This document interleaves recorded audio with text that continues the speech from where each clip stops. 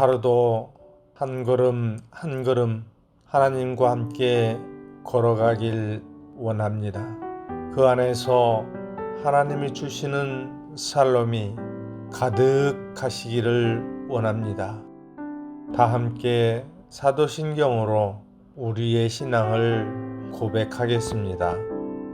전능하사 천지를 만드신 하나님 아버지를 내가 믿사오며 그 외아들 우리 주 예수 그리스도를 믿사오니 이는 성령으로 잉태하사 동정녀 마리아에게 나시고 본디오 빌라도에게 고난을 받으사 십자가에 못 박혀 죽으시고 장사한 지 사흘 만에 죽은 자 가운데서 다시 살아나시며 하늘에 오르사 전능하신 하나님 우편에 앉아 계시다가 저리로서 산자와 죽은 자를 심판하러 오시리라. 성령을 믿사오며 거룩한 공회와 성도가 서로 교통하는 것과 죄를 사하여 주시는 것과 몸이 다시 사는 것과 영원히 사는 것을 믿사옵나이다. 아멘.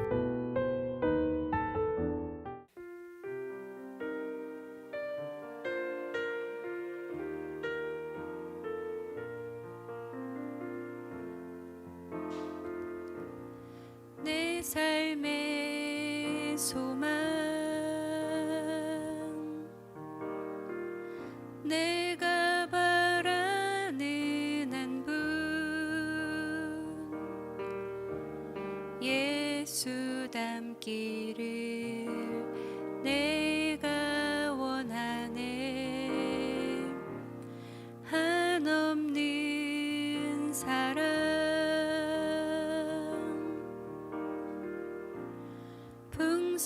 풍성한 긍휼 예수 닮기를 내가 원하네. 예수 닮기를 예수 보기를 예수만 높이길 내가 원하네. 내 평생 소원 예수 닮기를 예수만 닮기를 내가 원하네.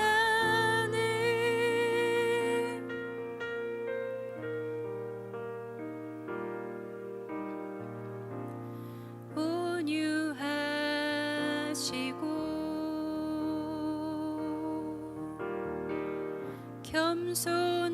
겸손하신 성품 예수 닮기를 내가 원하네. 자비하시고 위로자 되신 주 예수 닮기를 내가 원하네. 예수 닮기를 예수 보기를 예수만 높이길 내가 원하네. 내 평생 소원 예수 닮기를 예수만 닮기를 내가 원하네.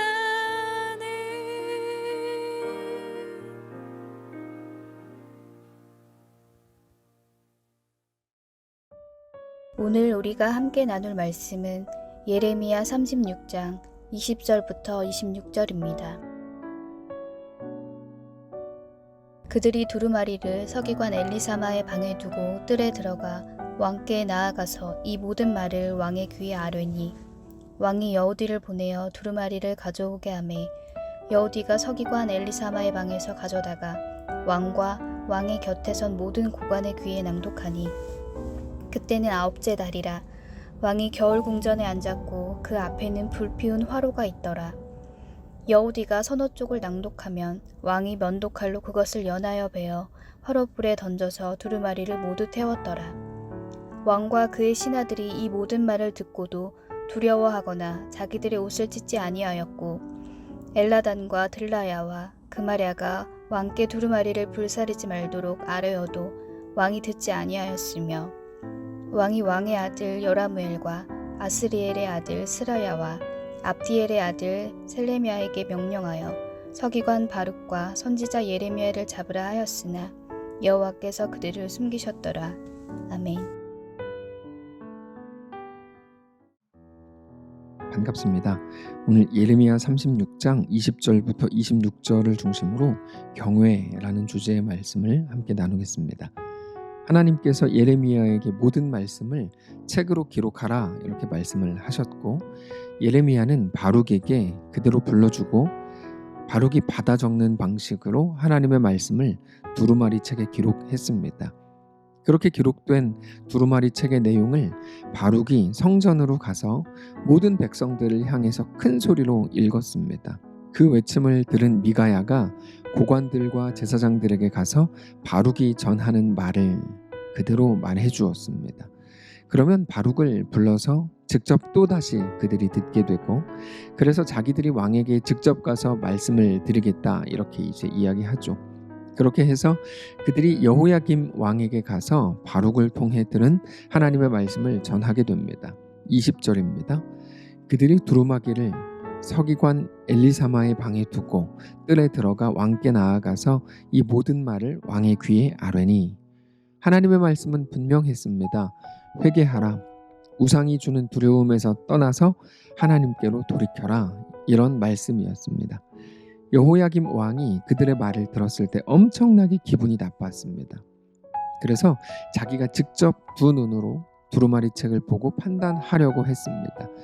여후디라는 신하를 보내서 너가 그거를 가져와서 직접 낭독해라 이렇게 말하죠. 21절입니다. 왕이 여후디를 보내어 두루마리를 가져오게 하매 여후디가 서기관 엘리사마의 방에서 가져다가 왕과 왕의 곁에 선 모든 고관의 귀에 낭독했다 이렇게 되어 있는데요. 결국에 왕은 하나님께서 주시는 말씀을 선지자가 아닌 책으로 직접 보게 되죠. 자, 선지자를 통해 듣게 되었다면 저 사람이 거짓 선지자야 라고 이야기할 수 있을지도 모릅니다.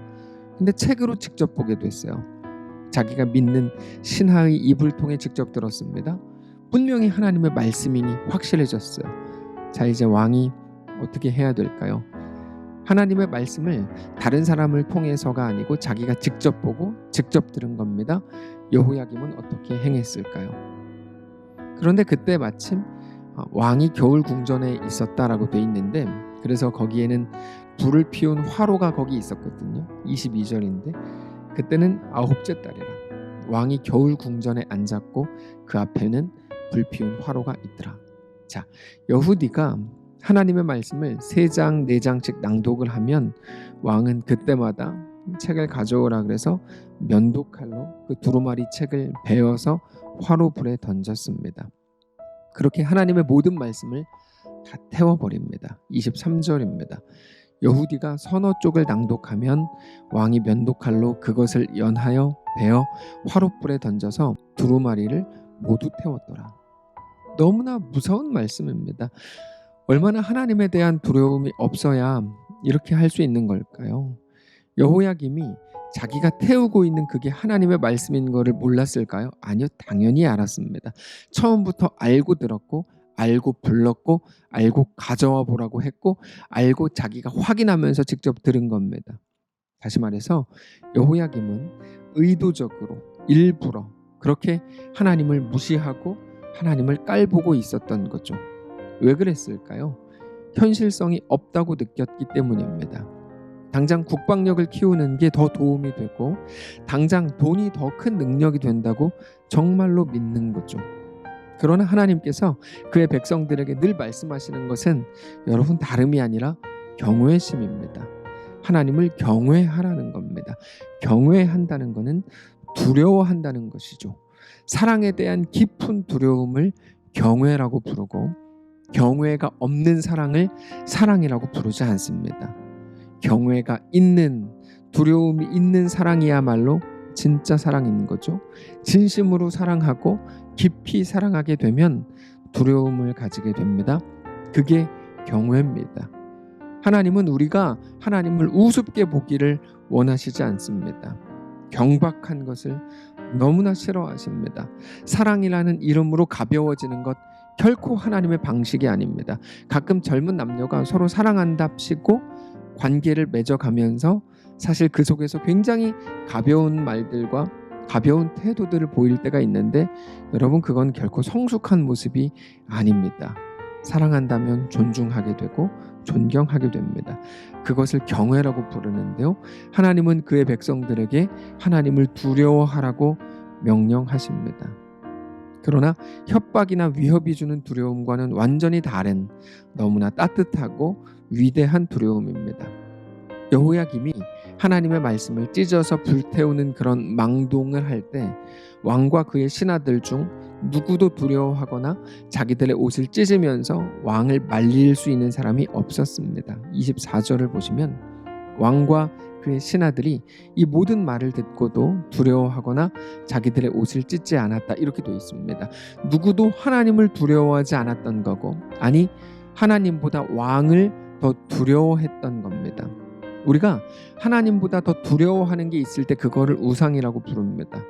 자, 우상에 대해서 하나님보다 더 사랑하는 것이 우상입니다, 이런 말을 많이 들어보셨을 겁니다. 맞습니다. 그러나 그 사랑이라는 말 대신에 두려움이라는 말을 넣어도 정확히 맞는 말이 됩니다.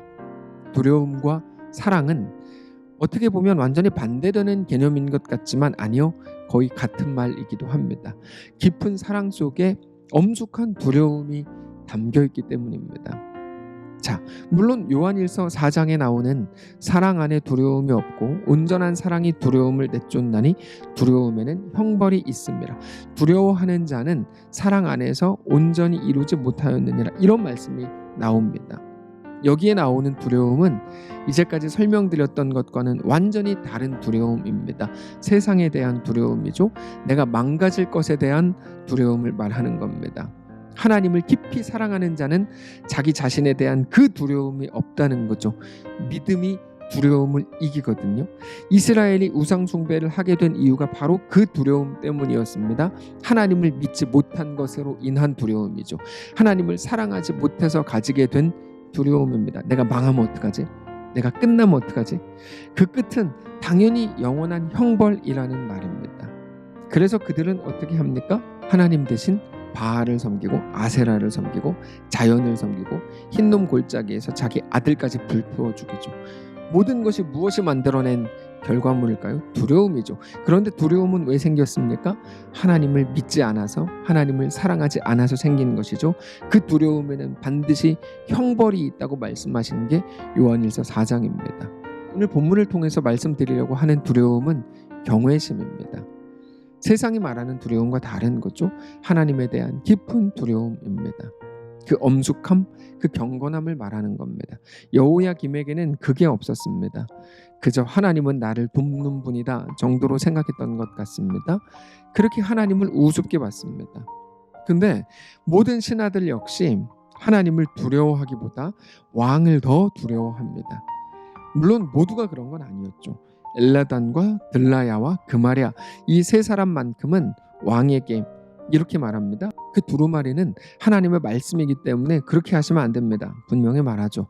그러나 왕은 듣지 않았습니다. 25절, 엘라단과 들라야와 그마랴가 왕께 두루마리를 불사르지 말도록 아뢰어도 왕이 듣지 않았다, 이렇게 되어 있습니다. 여호야김은 하나님의 말씀을 불태웠을 뿐 아니라 그 책을 쓴 바룩과 책을 쓰게 만든 예레미야까지도 잡아오라고 명령합니다. 물론 하나님께서는 그들을 숨겨주셨죠.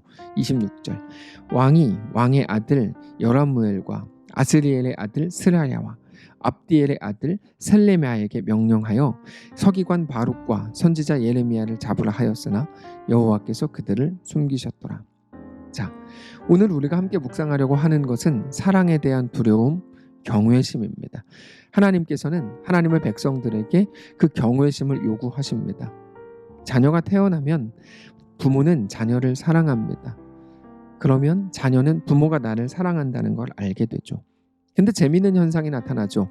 어떤 집은 자녀가 부모가 나를 사랑한다는 걸 알기 때문에 부모를 오히려 우습게 보는 집이 있습니다. 반면 어떤 집은 부모가 나를 사랑하는 거 알지만 그냥 무섭기만 하는 그런 집도 있습니다.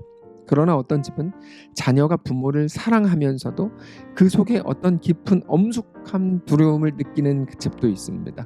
그거를 존경이라고 부르죠. 성경은 그거를 경외심이라고 부릅니다. 우리는 그게 진짜 사랑이라는 것을 잘 압니다. 그래서 사랑을 하면 서로를 존중합니다.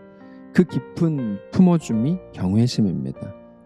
하나님이 우리에게 요구하시는 게 그겁니다. 너희가 나를 사랑한다면 경외심을 가져야 된다는 거죠. 시편 27편에서 다윗은 이렇게 고백합니다. 여호와는 나의 빛이요 나의 구원이시니 내가 누구를 두려워하리요. 여호와는 내 생명의 능력이시니 내가 누구를 무서워하리요. 여러분, 다윗이 이렇게 고백하는데요. 내가 이제 하나님 때문에 누구도 두렵지 않고 무엇도 두렵지 않다.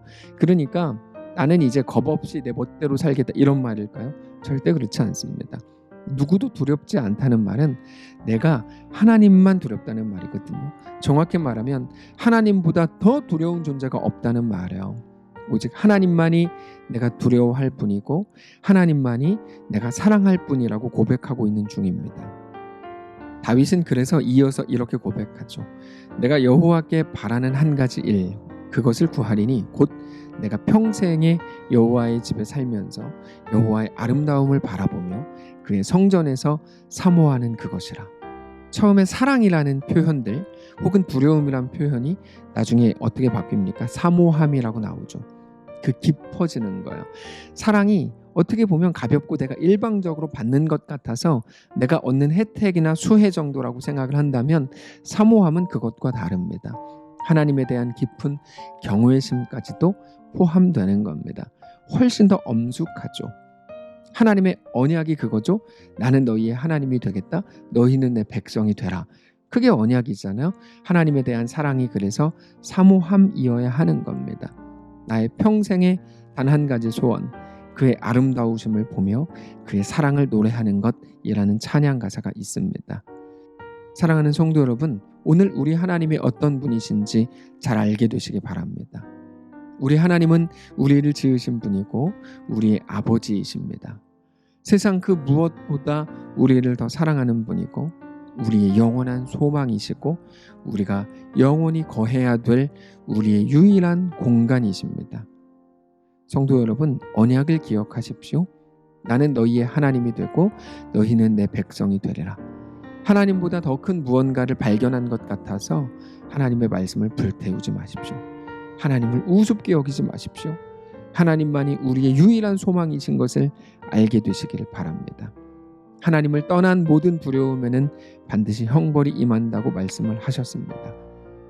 오직 오늘 하나님을 믿고 신뢰함으로 우리의 삶이 하나님께 그렇게 속한 삶이시기를 바랍니다. 기도하겠습니다. 살아계신 하나님, 감사합니다. 우리의 모든 삶을 다 드려 하나님께 나아가기를 원합니다. 내가 그저 하나님께로부터 이런 복을 받고 이런 혜택을 받았던 모든 것들이 전부였던 우리의 삶을 이제 멈추고 하나님에 대한 깊은 경외심, 내가 주님을 사모합니다. 하나님만이 나의 전부입니다. 주님 없으면 나는 못 삽니다. 하나님이 내 아버지라 다행입니다. 그 고백이 오늘 우리의 삶에 넘쳐나게 하옵소서. 살아계신 예수님의 이름으로 기도합니다. 아멘. 사랑하는 성도 여러분, 하나님께서 오늘 하루를 우리에게 허락하셨습니다. 믿음으로 나아가시길 바라고 우리 주님과 함께 담대하게 우리에게 허락된 오늘을 넉넉히 살게 되시기를 주님 이름으로 축복합니다.